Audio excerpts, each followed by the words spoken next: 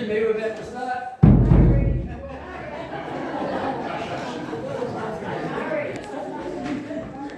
Okay, I've been asked to announce a few tunes. Peter and I normally share the conducting duties depending on who's available and what instruments are required. We chop and change and fill the seats in, so I think it's worked out quite well having two conductors on occasions. We're going to carry on now, as I mentioned earlier, the versatility of the brass band. We've done a bit of hymn stuff, we played a march. We're going into contesting later on in the year, first time in 20 years for this band. The band's just got back into marching. We've done a couple of Anzac days on the march, so I think about five years ago the band was down to 6 members. So the band's the strongest it's been for a while and venturing into different areas. We also have a little Bavarian band. The band sometimes goes out to raise a few funds, and next we're going to play the Birdie Dance. Birdie Dance. It's popular music. It's become a tradition from Oktoberfest in Germany. It's actually not a German origin. It's from a Swiss accordion player. So the musical dance is a favourite, not only amongst adults but children as well. So I don't know if there are too many words, but if you know the action. So if you need to spread out to do the action.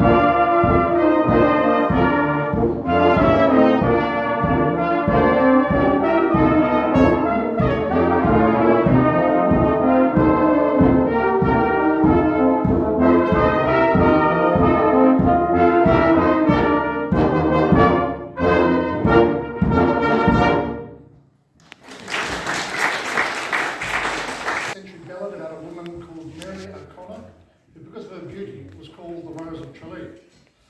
Mary was a humble shoemaker's daughter from Road Lane.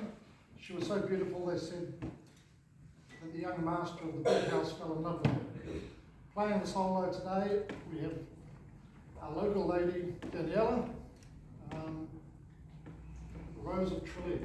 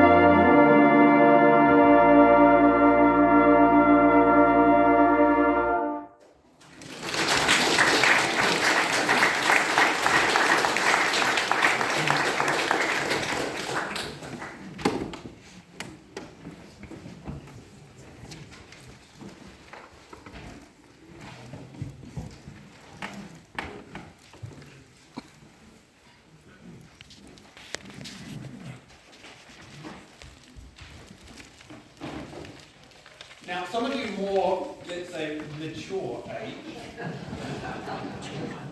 will recognise tunes in the march we're going to play, which were all the rage during the First World War. However, I don't think any of you are quite that old. It's a long way to Tipperary. Hello, who's your lady friend? And take me back to Blighty. And the piece we're going to play is called the 1914 March.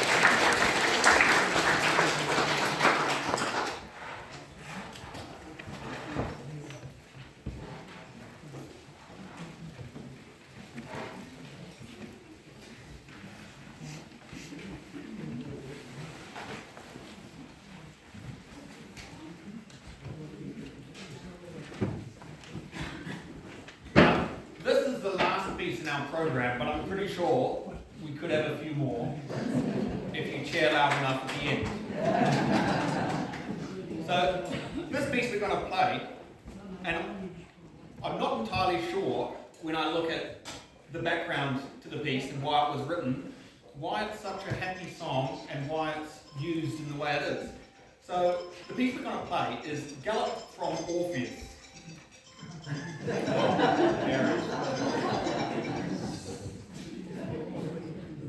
Well, at least it wasn't important enough to answer. So the piece we're going to play is Galop from Orpheus, one of the many Greek myths. The story of Orpheus being told that he can never rescue his wife, mind the pronunciation, Eurydice, from the underworld, on the condition that he never took her again. Sorry, let me say that again so it makes more sense with the punctuation.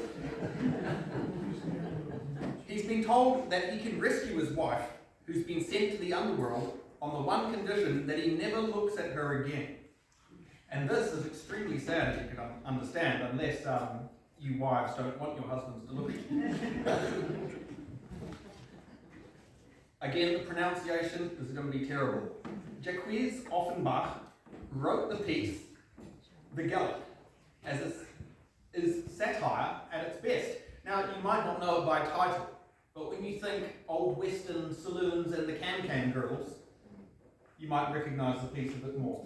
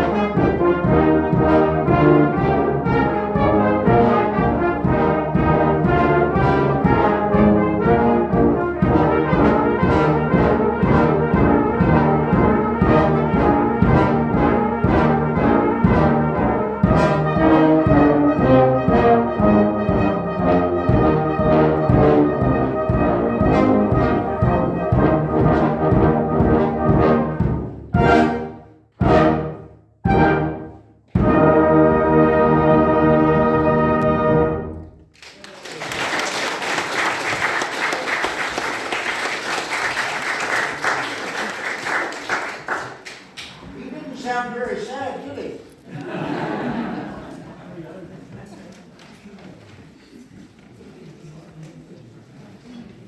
Do you want another one? Yeah. I think now's a good time to probably thank our bandmaster today, Mr. Peter Robinson, if you'd like to take a bow.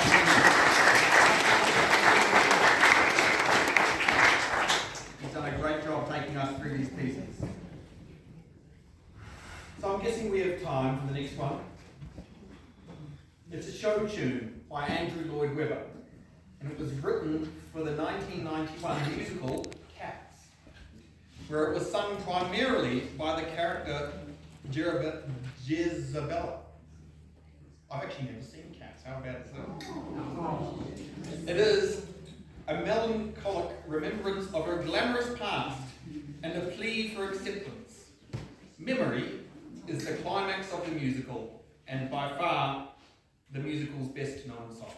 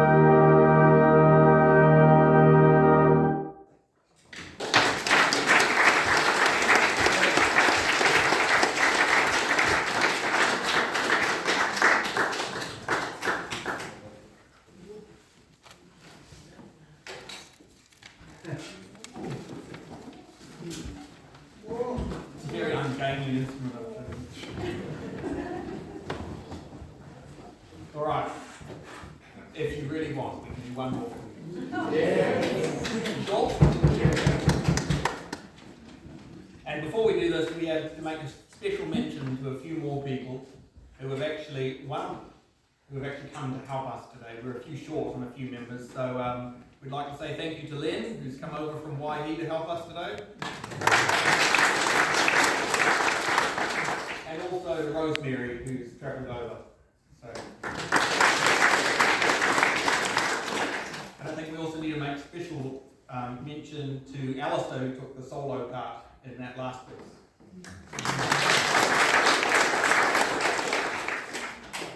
So this last one, we'd really like you to all clap along if you feel the urge, go out with a final send-off. It's very, very, very well-known march, the Colonel Bogey March.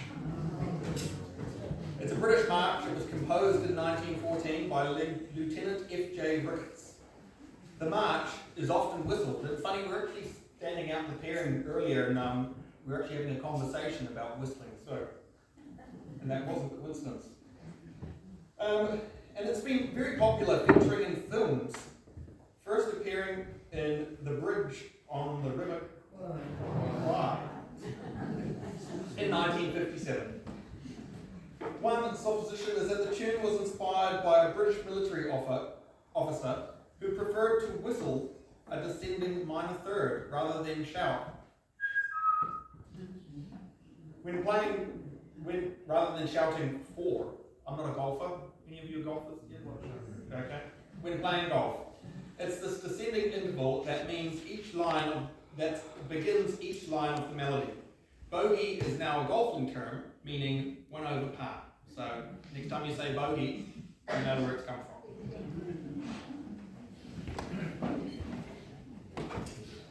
Being golfer, I know all about bogeys.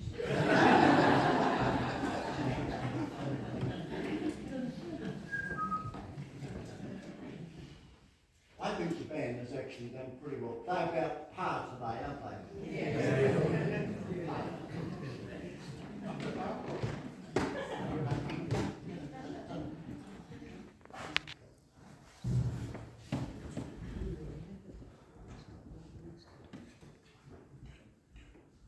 Thank you.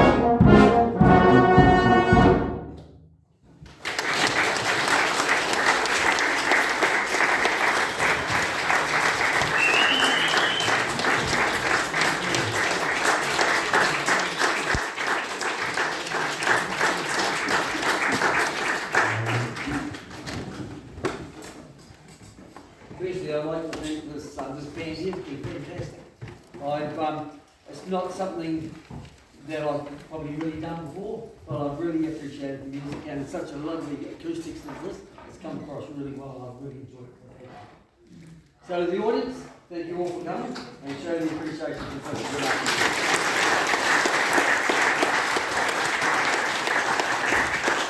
Thank you very much. Appreciate your inviting us, and who knows, we might be able to come again.